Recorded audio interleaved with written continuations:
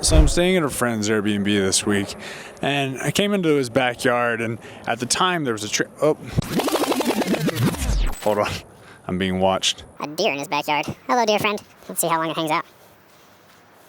Oh wow, you're a friendly deer. Way more friendly than I expected. Perk of coming to his Airbnb, I guess.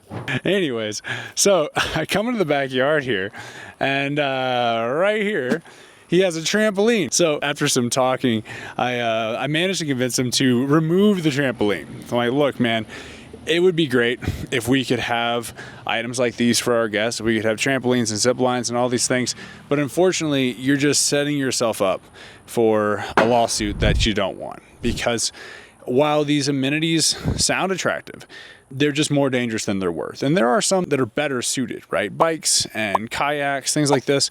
Insurance policies that are built for short-term rentals, like Proper.Insurance, for example. We built that policy to respond should someone be injured on a bike, or if there was a crack in a kayak or something like that. But, items like trampolines, they're just not worth it. It's too much risk. It's not something you want to subject yourself to and risk your Airbnb. So I just advise that ultimately they remove it. So we took a little time, we broke it down. We just shoved it in here, kind of stored it for the time being with some tubes. Another thing you probably don't want to provide with your rental.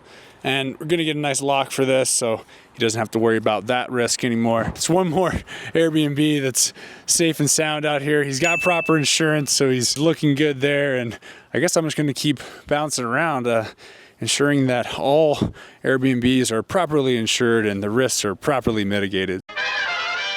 So, Justin Broden signing off here.